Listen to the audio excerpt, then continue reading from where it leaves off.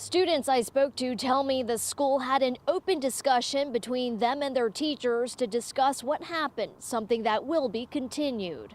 This letter from Naugatuck Police Chief Stephen Hunt and his wife Jonna Hunt was sent to the community over the weekend, acknowledging racist messages sent on Snapchat 2 years ago. The parents writing, "While we fully intend to hold our daughter accountable for her mistakes, we will continue to offer her the same unconditional love any parent would show a child who has erred but showed remorse." The teen's mother, also an associate principal at Naugatuck High. Today, students at the school reacting. You have these people in power and their child who openly said that threatened Black lives, whether or not it was in a joking manner or not, it was still a blatant threat. It was just scary to think that somebody can make these remarks, and somebody with such authority. It makes you think, who else can get away with it? You know what I'm saying?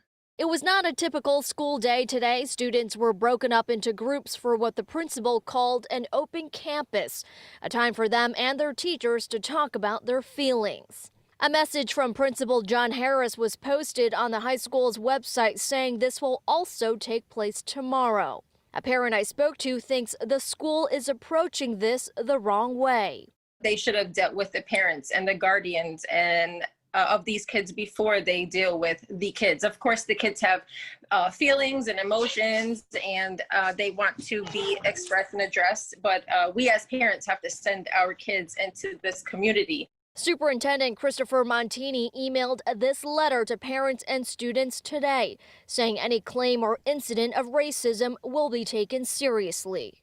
I reached out to the Naugatuck Police Department but was declined an interview. Students tell me there is a walkout event planned tomorrow and a march planned for Wednesday afternoon in response to this incident. Reporting in Naugatuck, Carmen Chow, Fox 61 News. Carmen.